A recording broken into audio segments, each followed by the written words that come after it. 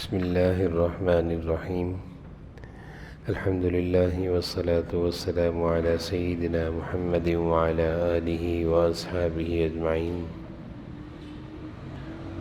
اما بعد وعن انس رضی اللہ تعالی عنہ ان النبی صلی اللہ علیہ وسلم قال اللہم بارک لنا فی رجب وشعبان وبلغنا رمضان۔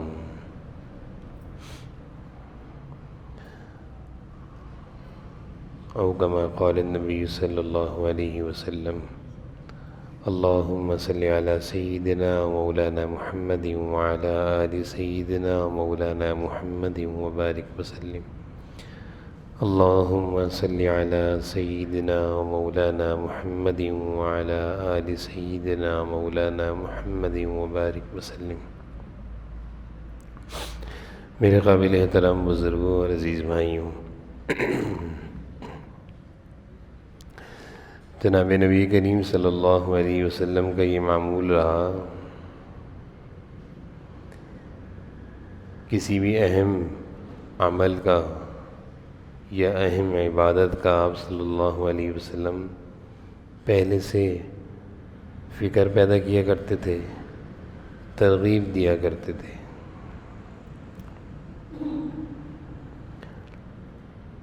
کوئی اہم دن ہو، کوئی اہم رات ہو، کوئی اہم مہینہ ہو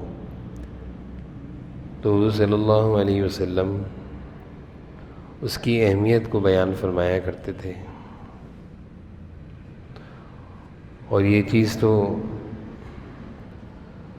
دیکھی گئی ہے کہ جس چیز کی اہمیت بیان کی جائے، اس کی فضیلت بیان کی جائے تو اس کی قدر کی توفیق ہو جاتی ہے، انسان اس کی قدر کر لیتا ہے۔ اور جس چیز کی اہمیت دل میں نہ ہو، فضیلت نہ ہو، اہمیت کا پتہ نہ ہو تو بعض دفعہ وہ اس ناقدری ہو جاتی ہے۔ رمضان کا مبارک مہینہ یہ سارے مہینوں میں سب سے اہم مہینہ ہے، عبادت کا مہینہ ہے۔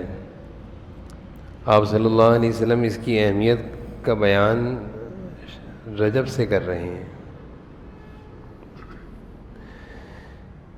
رجب سے آپ دعا سکھا رہے ہیں کہ اللہ تعالیٰ سے دعا مانگو رجب کے مہینے سے کہ ہمیں رمضان کا مہینہ نصیب ہو جائے۔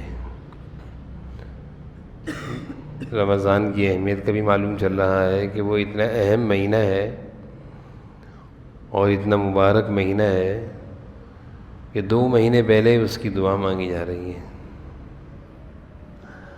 اکابرین اور بزرگان دین کے معمولات میں یہ چیز ملتی ہے، وہ فرماتے ہیں کہ رمضان کے آنے سے 6 مہینے پہلے ہم رمضان کی دعا کرتے تھے کہ رمضان مل جائے، رمضان مل جائے، اور رمضان کے جانے کے 6 مہینے بعد تک ہم رمضان کی عبادت کی قبولیت کی دعا کرتے تھے کہ اے اللہ جن عبادات کی آپ نے رمضان کے مہینے میں توفیق دے دی وہ قبول فرما لیجیے۔ تو اس طرح پورا سال رمضان کے ارد گرد گھومتا رہا۔ 6 مہینے پہلے رمضان کے ملنے کی دعا اور رمضان کی 6 مہینے بعد دعا میں عبادت کی قبولیت۔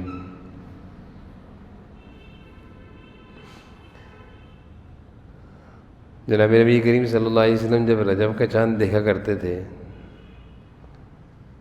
تو رجب کا چاند دیکھ کر آپ ایک دعا مانگنے کا اہتمام فرمایا کرتے تھے، اللہم بارک لنا فی رجب وشعبان وبلغنا رمضان۔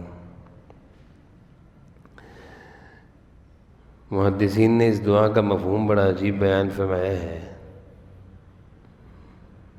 مولا علی قاری رحمۃ اللہ علیہ جو مشکوٰۃ شریف کے شارح ہیں، بہت بڑے محدث گزرے ہیں، وہ فرماتے ہیں اس دعا کا مفہوم یہ ہے کہ اللہ ہماری زندگی میں عمر میں صحت میں برکتیں عطا فرما کہ ہمیں رمضان کا مہینہ نصیب ہو جائے،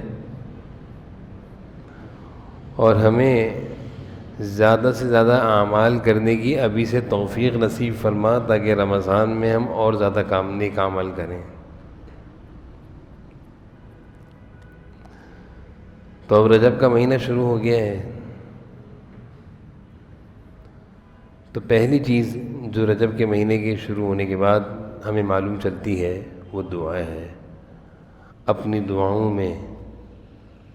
دعاؤں میں رمضان تک پہنچنے کی دعا مانگیں کہ اللہ سب کے لیے مانگیں، صرف اپنے لیے نہیں، اپنے والدین کے لیے، اپنے گھر والوں کے لیے، اپنے دوست احباب کے لیے، بلکہ ساری امت مسلمہ کے لیے دعا مانگیں کہ اللہ سارے مسلمانوں کو رمضان کا مہینہ سلامتی کے ساتھ، عافیتوں کے ساتھ نصیب فرما۔ سب کے لیے دعا مانگیں کہ اللہ ہم سب کی زندگی میں، عمر میں، صحت میں برکت عطا فرما اور رمضان کا مبارک مہینہ نصیب فرما۔ ایک تو یہ۔ دوسری دعا یہ مانگنی ہے کہ اللہ رمضان کا مہینہ بھی نصیب فرما اور ابھی سے ہمیں عبادت کا ذوق اور نیک اعمال کی توفیق نصیب فرما، تاکہ ابھی سے ہم اپنا مزاج عبادت والا بنائیں اور رمضان میں بہت زیادہ عبادت کر جائیں۔ جس چیز کا مزاج اور عادت پہلے سے ہو تو پھر وہ چیز کرنا آسان ہوتی ہے۔ ابھی سے ہم رمضان کی عبادت کی عادت بنائیں گے، رمضان کی نیت سے ہم ابھی سے عبادتوں کا اہتمام کریں گے۔ مثلا سب سے بڑی عبادت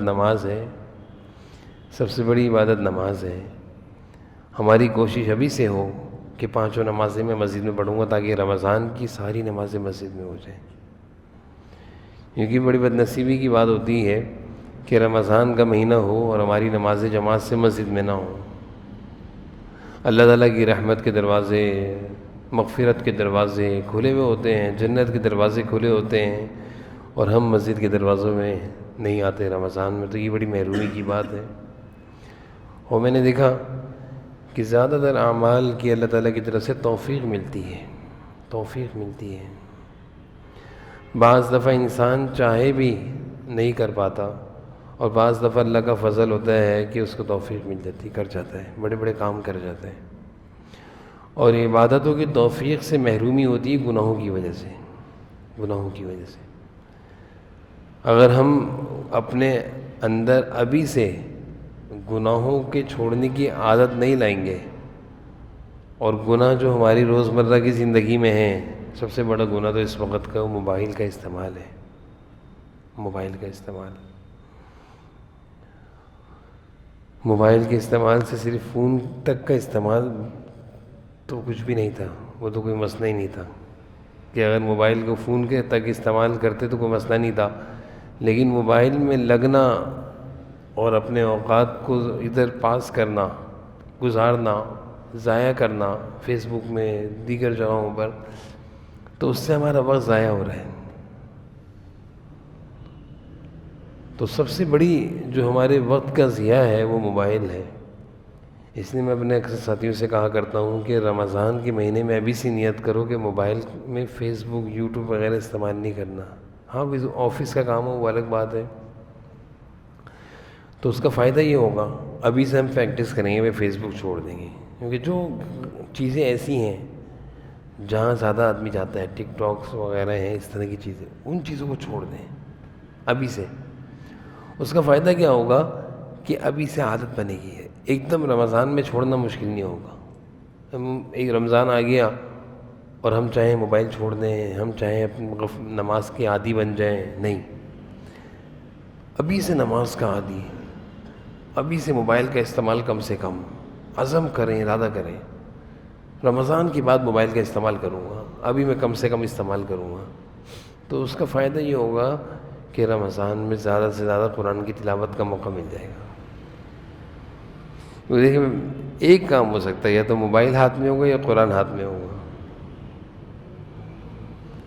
موبائل نے قرآن کریم کی تلاوت کی جگہ لے لی، بہت زیادہ اس موبائل کی وجہ سے ہم اپنے اوقات کو ضائع کر رہے ہیں۔ جس مقصد کے لیے موبائل بنا تھا اس سے ہٹ گیا، یہ دوسرے کام بہت ہو رہے ہیں، اپنے وقت کا ضیاع، اپنی زندگی کا ضیاع۔ مسلمان کی زندگی کا ہر دن کیسا ہونا چاہیے؟ مسلمان کی زندگی کا ہر دن یہ ہو کہ اس کے نیک اعمال میں ترقی ہو رہی ہو، وہ اللہ سے قریب ہو رہا ہو، عبادت کے ذریعے، توبہ استغفار کے ذریعے۔ لیکن آج ہم دیکھیں تو ہماری زندگی کا ہر دن ترقی نہیں ہو رہی، بلکہ ہم پیچھے جا رہے ہیں۔ تو مسلمانوں کی زندگی کا تو ہر دن اللہ کی عبادت میں ترقی ہونی چاہیے تھی، لیکن ہم پیچھے جا رہے ہیں۔ اس لیے کوشش کرنی ہے کہ ابھی سے ہی موبائل کا استعمال کم سے کم کر دیں، پھر اس کے ساتھ ساتھ نمازیں کوشش کریں مسجد میں پڑھیں۔ یہ رمضان کی تیاری ہے، ہمارے علماء نے رمضان کی تیاری کا طریقہ یہ بیان کیا ہے کہ ابھی سے عادت ڈالنے کی میں نے نماز مسجد میں پڑھنی ہے، ابھی سے عادت ڈالنے گناہوں کے چھوڑنے کی۔ اگر بات بات پر جھوٹ بولنے کی، گالی دینے کی، قسمیں کھانے کی، لڑنے کی عادت ہے، چیخنے چلانے کی عادت ہے، تو رمضان کا مہینہ نہ چیخنے کا ہے، نہ لڑنے کا ہے، نہ چلانے کا ہے، نہ قسمیں کھانے کا ہے۔ سب سے بڑا روزہ تو زبان کا روزہ ہے، منہ کا روزہ ہے، صرف کھانے پینے کا روزہ تھوڑی ہے۔ تو ابھی سے ہم اس چیز کی بھی عادت ڈالیں کہ اپنے آپ کو گناہوں سے بچائیں۔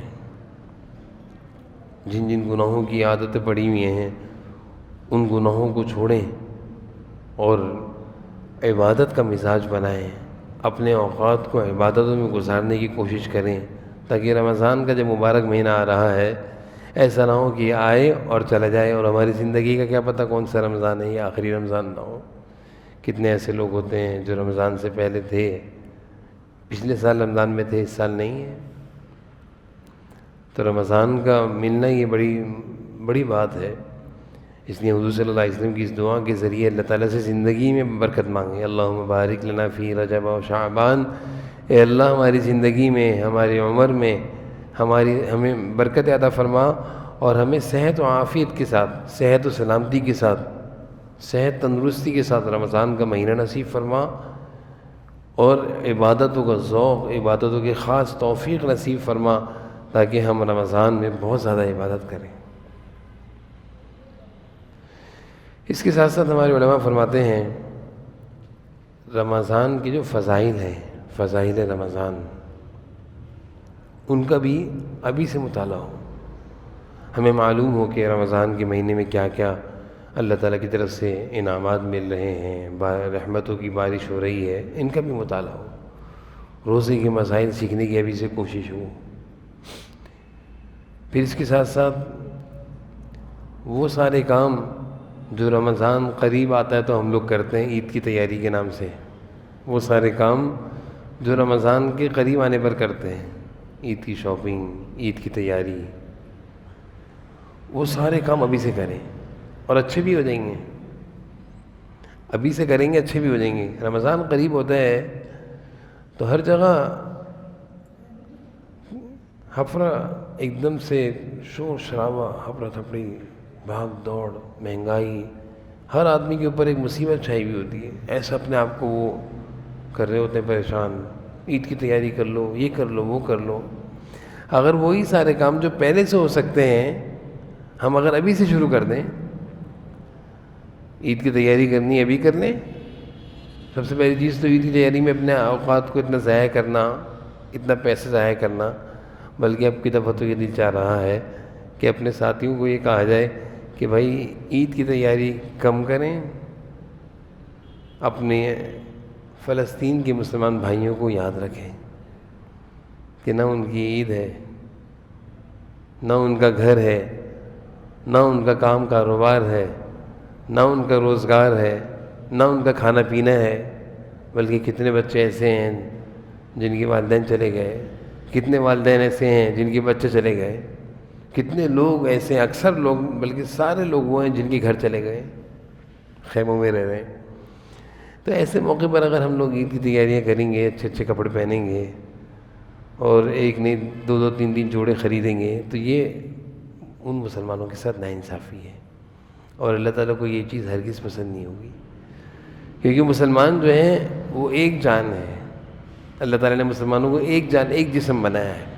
جیسے ہاتھ پاؤں کان یہ پورا ایک جسم کا حصہ ہے. ہمارا ہاتھ بھی جسم کا حصہ ہے, ہماری آنکھ بھی جسم کا, اسی طرح پاؤں بھی جسم کا حصہ ہے. تو جسم میں جس طرح یہ ساری چیزیں ہیں جسم کا حصہ ہے, اسی طرح سارے مسلمان ایک جسم ہیں. مسلمانوں کی تکلیف کا احساس کرنا یہ بہت ضروری ہے. اس لیے ایسے موقع پر کہ جب مسلمانوں پر کوئی آفت آئی ہوئی ہو, کوئی تکلیف آئی ہوئی ہو, کوئی مصیبت آئی ہوئی ہو, ایسے موقع پر دوسری جگہ کے مسلمان اپنی خوشیوں میں مصروف ہوں, اپنے گھومنے پھرنے میں مصروف ہوں, اپنی عید کی تیاری میں مصروف ہوں اور خوب خریداری ہو رہی ہے. بلکہ ایسے موقع پر تو اپنے کھانے پینے کو بھی کم کرنا چاہیے. بازاروں کے کھانے, ہوٹلنگ, گھومنا پھرنا کم ہو, اور ہر وقت اپنے مسلمان بھائی فلسطینیوں کے لیے دعائیں ہوں. ان کو کسی بھی صورت میں بھولیں نہ, ان کو کسی بھی صورت میں بھولیں نہ, بلکہ ان کو یاد رکھیں. ہمارا بھولنا اللہ تعالیٰ کو پسند نہیں ہے.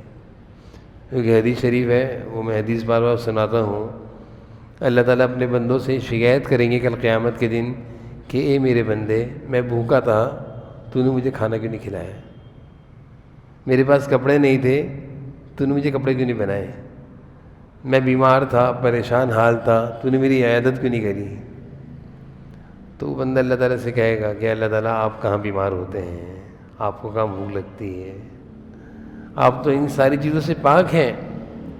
تو اللہ تعالیٰ جواب میں ارشاد فرمائیں گے کہ ٹھیک ہے, مجھے ان چیزوں کی ضرورت نہیں ہے, لیکن میرے فلاں بندے وہ پریشان حال تھے, وہ بھوک سے تھے, وہ کھانے پینے کی ضرورت کے محتاج تھے.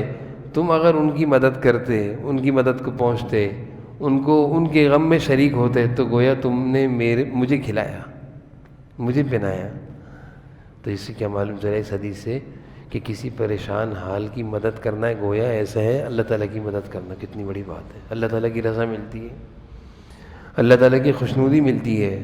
اللہ تعالیٰ کی رضا اور خوشنودی کا یہ بہت بڑا ذریعہ ہے. لیکن آج افسوس ہے کہ ہمارے اندر سے انسانیت کے جذبات ختم ہو چکے ہیں. نرمی, ہمدردی, کسی کے لیے پریشان ہو جانا, کسی کی فکر میں رہنا, کسی کی تکلیف کا احساس کرنا, یہ چیزیں ختم ہو گئی ہیں. تو اس موقع پر یہ کہنا کہ بھائی عید کی تیاری کر لو, یہ تو اچھی بات نہیں ہے. اس موقع پر یہ کہنا کہ بھائی عید کی تیاریاں کر لو, خریداریاں کر لو, کھانے پینے کا انتظام کر لو, یہ تو اچھی بات نہیں ہے. بلکہ اس موقع پر تو ہم نے یہ سوچنا ہے کہ اللہ تعالیٰ کو ہم دکھائیں کہ اللہ ہم اپنے فلسطینی بھائیوں کی غم میں ہم تیاریاں نہیں کر رہے. اللہ کو زیادہ پسند آئے گی. اللہ جتنے پیسوں کے میرے کپڑے آنے تھے, عید کی خریداری ہونی تھی, میں نے اتنے پیسے اپنے فلسطینی بھائیوں کے تعاون میں دے دیے. کیوں بھائی, یہ کوئی مشکل بات ہے؟ بتاؤ, ایسا کر سکتے نہیں کر سکتے؟ اللہ تعالیٰ کتنا خوش ہو جائیں گے کہ اگر ہماری عید کی خریداری 20,000 روپے کی ہوتی ہے, 20,000 روپے کی خریداری ہوتی ہے کم سے کم, بتا رہا ہوں, کپڑے ہیں, چپلیں ہیں, تو ہم 20,000 میں سے 5,000 کی خریداری کر لیں, ہو سکتی ہیں, اور بقیہ 15,000 روپے ہم ایسی جگہ پہنچا دیں کہ جہاں سے فلسطینیوں تک ہماری مدد پہنچ جائے. اللہ تعالیٰ کو یہ عمل پسند آئے گا, اور اس عمل کی برکت سے ہم بڑی بڑی آفتوں سے محفوظ ہو جائیں گے. بڑی بڑی آفتوں سے. انسانوں کو آفتوں اور مصیبتوں سے بچانے والی کیا چیز ہے؟ وہ استغفار اور صدقہ ہے. استغفار اور صدقہ یہ بڑی بڑی آفتوں اور مصیبتوں سے بچانے والی ہیں, اور کسی مسلمان پریشان حال کی موقع پر مدد کر دینا اللہ کے غصے کو ٹھنڈا کر دیتا ہے, اللہ کی ناراضگی سے انسان بچ جاتا ہے. تو یہ ساری چیزیں تو ہمارا دل کا حصہ ہونا چاہیے. یہ نہیں کہ ہمارا پہننا اوڑھنا, ہمارا کھانا پینا, ہماری تیاریاں سب چل رہی ہیں اور ہمیں احساس بھی نہیں کہ مسلمان پریشان ہیں. تو بھائی اس موقع پر سب سے بڑی جو ضرورت ہے وہ یہ ہے کہ اپنی خریداریوں کو, اپنی جو ہماری چیزیں ہیں, ضروریات ہیں, ان کو کم سے کم کرنا, اور اپنے پیسے بچا کر ان مظلوم تک پہنچانا, ان مظلوموں تک پہنچانا. پہنچ رہے ہیں پیسے پہنچ رہے ہیں. ابھی بھی پچھلے دنوں حضرت مفتی تقی عثمانی صاحب دامت برکاتہم گئے تھے, قطر گئے تھے. تو قطر میں وہاں فلسطینیوں کے جو بڑے ہیں ان سے ملاقات ہوئی, اور حضرت نے بہت بڑی امداد جو ہمارے پاکستان کے لوگوں نے دی تھی حضرت کو, وہ وہاں پہنچائی, ان کے ہاتھ میں دی. حضرت کے ادارے میں ایک فنڈ ہے، دارالعلوم کراچی میں اکاؤنٹ ہے جس میں فلسطینیوں کے لیے رقم جمع ہو رہی ہے، اور حضرت نے خود وہ رقم وہاں پہنچائی. تو اللہ تعالیٰ ہماری اس عمل سے کتنا خوش ہوں گے. ہم اور کیا کر سکتے ہیں؟ ان کے لیے دعا کر سکتے ہیں، ان کے ساتھ تعاون کر سکتے ہیں، جا تو سکتے نہیں ہیں. تو سب جو کام کر سکتے ہیں وہ ہمارے ذمے ہیں. کیا کر سکتے ہیں؟ دعائیں کریں. اور کیا کر سکتے ہیں کہ عید کی خریداریوں کو مختصر کریں. اگر ہماری خریداری 20,000 کی ہے، ہم 5,000 کی خرید اور 15,000 روپے ان کو پہنچائیں. اللہ تعالیٰ خوش ہو جائیں گے، اللہ تعالیٰ بہت خوش ہوں گے. اس لیے یہ رمضان کے حوالے سے کچھ ضروری باتیں تھیں جو میں نے عرض کرنی تھی. تو اس موقع کے لحاظ سے سب سے بڑی ضروری بات جو ہے وہ یہ ہے کہ یہ دعا یاد کر لیں. اللہم بارک لنا فی رجب و شعبان وبلغنا رمضان. اس دعا کو میرے ساتھ پڑھ لیں تاکہ حضور صلی اللہ علیہ وسلم کی زبان مبارک سے نکلے ہوئے الفاظ ہم سب کی زبان سے ایک دفعہ ادا ہو جائیں. اللہ تعالیٰ قبول فرما لیں گے. اللہم بارک لنا فی رجب و شعبان وبلغنا رمضان. دوبارہ پڑھ لیں. اللہم بارک لنا فی رجب و شعبان وبلغنا رمضان. دیکھیں حضور صلی اللہ علیہ وسلم کی زبان مبارک سے جو پیاری ایک دعا نکلی ہے، الحمدللہ ہم سب نے اپنی زبان سے وہ دعا ادا کر لی. اب یہ الفاظ ہم اردو میں بھی مانگ سکتے ہیں، لیکن جو پیارے نبی کریم صلی اللہ علیہ وسلم کی زبان مبارک سے پیارے پیارے الفاظ نکلے وہ بھی اللہ نے ہمیں ادا کرنے کی توفیق دے دی. تو یہ اب اور جو الفاظ ہم نے اللہ سے کہیں تو ہم نے دعا مانگی ہے، اللہ تعالیٰ نے قبول بھی فرما دی. اب اس دعا کی برکت سے اللہ تعالیٰ میں رمضان بھی عطا فرمائیں گے صحت و عافیت کے ساتھ، اور رمضان کی عبادت بھی عطا فرمائیں گے.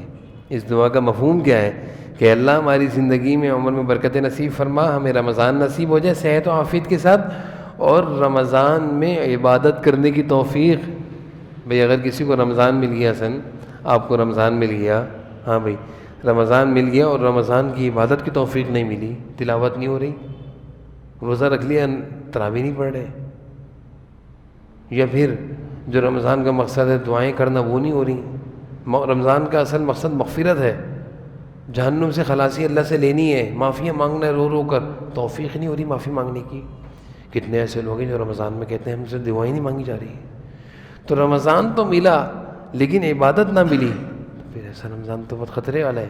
حدیث شریف میں آیا ہے جس کی زندگی میں رمضان آئے اور اس کو وہ اپنی مغفرت نہ کرائے، آپ صلی اللہ علیہ وسلم کی دعا ہے کہ وہ ہلاک و برباد ہو جائے.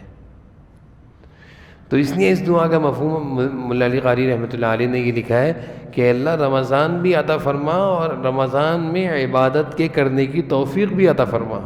یہ دعا ہم پوری ہو گئی کہ اللہ ہمیں صحت و عافیت کے ساتھ ہماری زندگی میں عمر میں برکت نصیب فرما، رمضان بھی نصیب فرما، اور رمضان میں عبادتوں کی توفیق بھی نصیب فرما کہ ہم خوب عبادت کریں. اب بتائیں اگر ہم ابھی 2 مہینے رمضان میں، 2 مہینے سے کچھ دن کم، 1-2 دن کم، اگر ہم ان 2 مہینے میں روزانہ یہ دعا مانگیں گے تو اللہ تعالیٰ قبول نہیں کریں گے. ایک دعا ایک دفعہ مانگنے سے قبول ہو جاتی ہے، ایک دعا 3 دفعہ مانگنے سے قبول ہو جاتی ہے، ایک دعا 7 دفعہ مانگنے سے قبول ہو جاتی ہے، ایک دعا 2 مہینے تک مانگی جائے گی، کیوں نہیں قبول ہوگی؟ اللہ تعالیٰ ضرور قبول فرمائیں گے. اس لیے بڑے اہتمام سے دعائیں مانگیں اور ابھی سے تیاری کریں کہ میں نے تراویح پورے رمضان پڑھنی ہے انشاءاللہ، میں نے رمضان میں ایک نماز بھی گھر میں نہیں پڑھنی، مسجد میں پڑھنی ہے، میں نے روزے صحیح سے رکھنے ہیں، میں نے روزے کی میں موبائل کا استعمال نہیں کرنا، میں نے رمضان میں موبائل کا استعمال نہیں کرنا، میں نے کوئی غلط کام نہیں کرنا، میں کام پہ جاؤں گا جب فارغ ہو جاؤں گا مسجد میں آ جاؤں گا. یہ بھی نیت کریں کہ میں رمضان میں زیادہ وقت مسجد میں گزاروں گا. یہ اصل تو یہ ہے رمضان میں کہ میں رمضان میں زیادہ وقت، ابھی سے یہ دعائیں مانگیں کہ اللہ رمضان آ رہا ہے، میری نیت یہ ہے کہ میں زیادہ وقت رمضان میں مسجد میں گزاروں، میری نیت یہ ہے کہ میں رمضان میں 10 قرآن ختم کروں، اللہ آپ توفیق دے دیجیے گا، میری نیت یہ ہے کہ میں رمضان میں ایک تراویح بھی نہ چھوڑوں، میری نیت یہ ہے کہ میری 5 نمازیں مسجد میں ہوں، اللہ آپ توفیق دے دیجیے گا. یہ ساری چیزیں مانگنے کی ہیں. اللہ تعالیٰ ہم سب کو رمضان کی مناسبت سے جو باتیں ہم نے کہی ہیں اس پر عمل کرنے کی توفیق نصیب فرمائے. الحمدللہ رب العالمین.